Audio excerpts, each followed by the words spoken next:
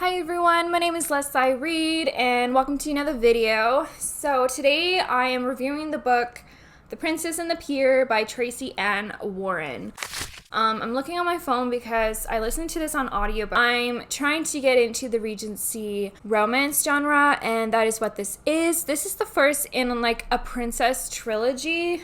It's set in the 1800s. The idea of this trilogy is that for each book, we're following a different princess. They all attend the same, I don't think it's a university, but like prestigious school for girls, and they all go to the same school in Scotland. They're all friends. And each book in the series, we follow a different princess. Emma, that's her name. She is a princess of like a small country in Europe. She went to this school in Scotland. She has friends there. The story begins with a letter from her brother while she's still at school. And she finds out that she's going to be married off for political reasons. Of course, she's kind of upset about it, but she understands duty when it comes to being a princess and being a royal. So she gets sent off with her governess to an estate just outside of London. And she's waiting for her brother to arrive, who doesn't arrive right away, but she decides to kind of have a last hurrah. She is not looking forward to this marriage. She's never met the man that she is supposedly going to marry. I think he's a king of another country. And so she decides to kind of run away. She runs away to London. Supposedly it's not far from this estate. She's able to walk there. And while she's there, she gets robbed. And this gentleman, he's recently became an earl, kind of saves her. And she was hoping to possibly stay with her old teacher who lives in London. And when he escorts her to her teacher's place, she's not there. And so he offers to have her stay with him. She lies and tells him that she's actually a governess. She doesn't want to reveal who she is. And so she agrees to stay with him. It's supposedly proper because he invites his aunt to stay with them as well, to chaperone, and the story progresses from there. I enjoyed this one. I ended up giving it a 4-star because there's some tropes I didn't enjoy. There's kind of an age gap. I don't know if that's really a thing when you talk about Regency, because women during that time got married really young and they married older men. That was just kind of the way it was. So she's 18 and he is 25. I didn't think it was that much of an age gap. It's 7 years. A lot of people who are 7 years apart get married. So that didn't really bother me, but the tropes that really kind of bothered me, I don't know, was the virginal trope. She's a virgin, and they kind of explicitly mention it a lot, and it's like part of the narrative. I don't like it because it feels like there's this power imbalance. I just don't like it.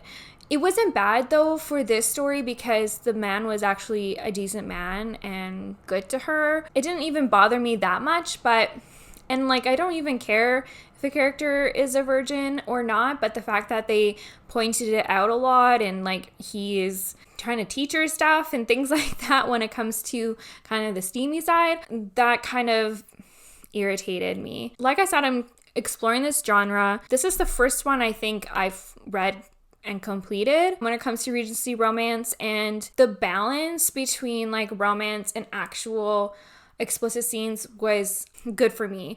I have a whole video talking about romance and romance books. I've been kind of struggling to find books that are not too explicit but are still mature. Like I don't mind scenes like that as long as it makes sense for the narrative and doesn't really draw me out of the story and isn't too much. And I felt this was a good balance. I think there was maybe 2 scenes, and I think that's just the right amount. I don't want a book filled with it, and I thought it worked really well for the narrative, so it worked for me. I really enjoy reading this time period. I knew the setting was going to work for me. Always does. I liked this one because the conflict wasn't really much of a conflict.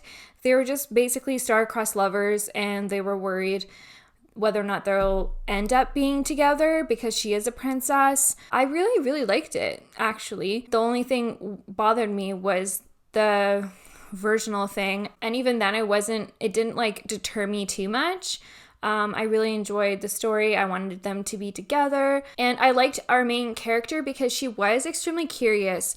The fact that she ran away and wanted to explore London and kind of see the world because she's never really had a chance to, I think makes her less of a naive character and less of like a damsel and less of a falling into the virginal tropes. I'm reading book 2 right now, and it leans the other way, and I don't like it as much. So I am thankful that this main character is a little bit more curious, has a mind of her own, a little bit more strong. So I really enjoyed it. So I do recommend it if you are looking for a Regency romance.